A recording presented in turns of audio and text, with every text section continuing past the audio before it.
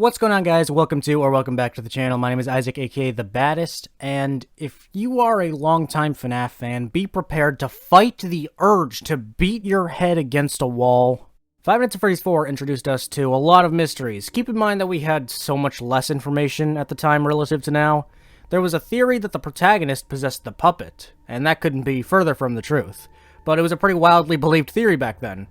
For nearly 6 years, we had no idea which of these two characters was Michael Afton. It literally could have been either one, for so many fucking reasons. But out of everything within this game, there is one secret that has still been practically untouched. The locked box. If you beat Night 8, yes, Five Nights at Freddy's 4 has 8 fucking nights, you are presented with this. A box with 2 locks and the statement, "Perhaps some things are best left forgotten, for now." This series has Midnight Motorist and the Bloody Survival Logbook, and yet this box has the least amount of valid information attached to it. Scott has described the contents of the box as the pieces put together, and his reason for keeping the secret hidden was the question, would the community accept it that way? Well, Scott, it's been 6 years. We've seen a pretty solid amount of fucked up and absurd shit. I think we're ready to handle whatever could possibly fit inside of this box. Despite the lack of information, there have been theories as to what this box could possibly contain. Scott has admitted that it has changed a couple times as the lore has evolved, which may be annoying, but I think it does make a good point.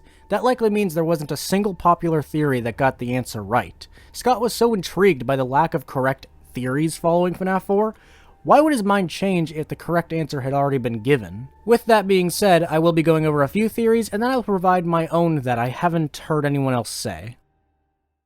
The first is coming straight from game theory. The problem with this theory now is that it's based on the idea that the crying child from FNAF 4 is Michael Afton. This likely isn't the case, and it is no longer believed to be, but it was believed for multiple years, and there hasn't been a canonical answer given. Regardless, the theory is that the box contains the crying child's body, following the bite of 83.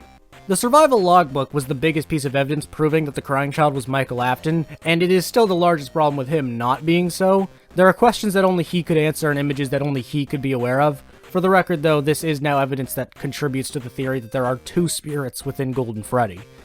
This is a completely outdated theory now. So all of the weird evidence that's within the survival logbook, as well as so many of the weird pieces thrown throughout the series, such as the reoccurring name Mike, it was kind of weird that Michael Afton had to be the crying child, but the crying child also had to die. There is also the famous line after the child's death, "I will put you back together." So the theory thus far is that Michael Afton is the protagonist of the Five Nights series till beyond 2023, but he gets bitten in 1983 and that kills him. So what's the deal? Well, in the final FNAF novel, the story reveals that our main protagonist was a robot version of the real child that had died. This novel made robots that aren't aware they're robots, and robots that are so convincingly human that nobody else knows they're robots, officially canon. And the reason this robot was made was that their father couldn't handle the death of his daughter, so he made a robot of her. Combine all of this information, and you have a theory that William Afton built a robot version of the crying child, and that's the Michael Afton that we know from now on. Adding to this theory, why can't Michael die to anything but fire? He survives the bite of 83, quote-unquote. He survives being scooped in Sister Location, but he doesn't survive being burnt to death in FNAF 6. It was believed that that was because he was made using Remnant, much like some of the animatronics were, and as he is a robot built using Remnant, the only thing that could kill him was the Remnant being burnt away. Scott saying, would the community accept it that way, was also a part of this theory because all of these types of plot points weren't apparent at all back then. Up to FNAF 4, this was just the story of a creepy, haunted animatronic pizzeria. Nothing about robot kids or anything like that. The last stretch of this series just went into some weird directions. So yeah, that's the theory that the crying child is Michael Afton, and the box contains Michael's former body, and then he becomes a robot, and he is the protagonist throughout the rest of the series. However, again, most of this evidence is no longer believed to be fact by the community, and this is fairly outdated now. Doing research for this video, I did also find some people on Reddit saying that Fredbear's top hat and bow tie are in the box. This is entirely possible, but it feels like a really boring answer for something that Scott was worried to tell the public. Fredbear is very important in Five Nights at Freddy's 4 and the rest of the lore, but what would this symbolize? Golden Freddy doesn't have these accessories, and, isn't the Fredbear, big-ass animatronic that kills a child enough symbolism of Golden Freddy? Or Fredbear, same fucking thing? I hate that they're two different characters, by the way. Just fuck that. I believe the main evidence to support this theory, aside from the obvious significance of Fredbear, is one of the FNAF 4 teasers. It's just Fredbear's hat and tie on the floor. This is a relatively important teaser, because it proves that the Bite of 83 takes place in Fredbear's family diner, even though the animatronics that are present, did that anyway. But again, why would this have anything to do with the box? Why does this have anything to do with the box? This is not a satisfying answer, so I really hope this isn't true, because Scott, fuck you, man.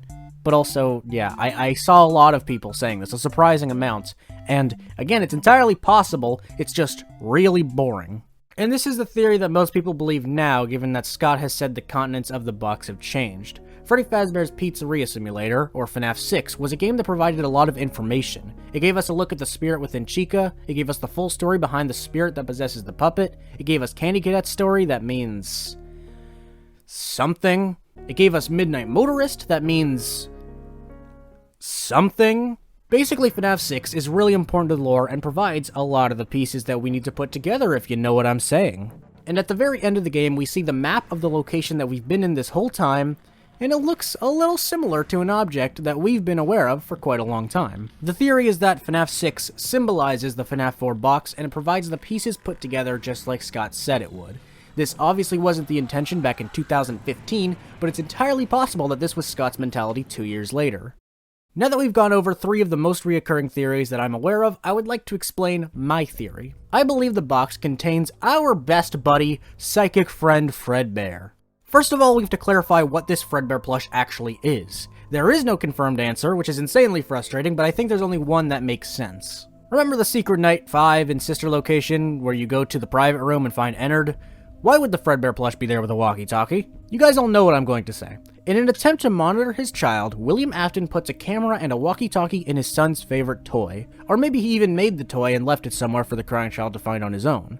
There are so many problems with this theory, but I feel like it has to be true. Having a walkie-talkie with the Fredbear plush that can talk next to cameras that are watching the FNAF 4 house is such a specific detail. The main problems with this theory are William Afton's location and some of the plush's text. In one of the minigames that the plush speaks in, he is nowhere to be seen and William is literally off to the right.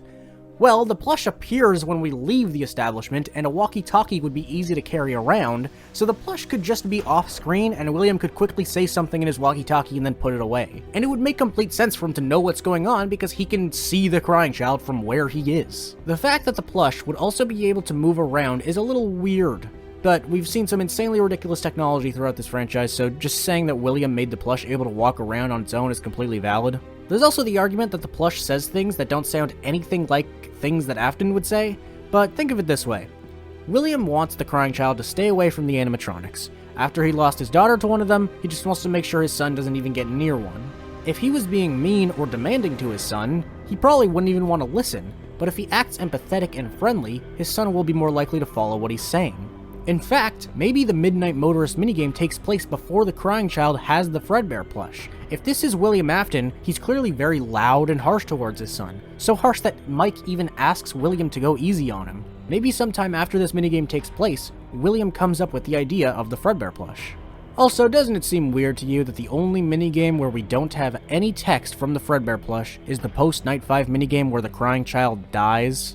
William used the plush to keep his son away from the animatronics, but he didn't get the chance to use it that day. William isn't there to stop the situation, nor is he with the Fredbear plush to say anything. When it comes to William being in control of the Fredbear plush, there are problems, but the inclusion of this walkie-talkie just makes it impossible for me to see another explanation.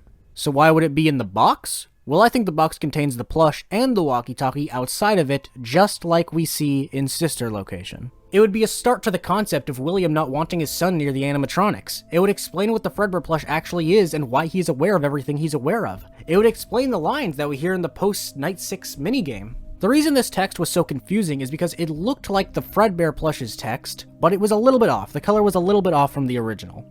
So that's why it was believed to be a different character, that character being William Afton. Maybe the reason William Afton's text is so close to the Fredbear plush's text is because they're the same fucking thing, except he has to, like, sound a little different. He has to sound a bit different, or else it ain't gonna fucking work. Seriously, I think that makes complete sense. People also put together that orange guy from FNAF 6 could be William Afton because the text, you know, works together that way. But also, I think this makes complete sense. William Afton has the same voice as the Fredbear plush, so that's why his text is just a little bit different, because the context is entirely different, and the way he speaks has to be entirely different. I don't know, that sounds like pieces being put together to me. But why did Scott have a problem with releasing this information? I think it's just because this idea wasn't clear enough to come out of nowhere. Kind of like the robot body theory, but less extreme. We would have had no reason to believe that William Afton had these concerns back then. Lastly, how does this correlate with the phrase, perhaps some things are best left forgotten for now? Well, honestly, there isn't a theory that correlates well with this, but I think it would make sense here because taking the Fredbear plush and the walkie-talkie out of the box would be a reminder that William could have done something to save his son. It could have been the one time he actually did something right, but he wasn't there at the right time.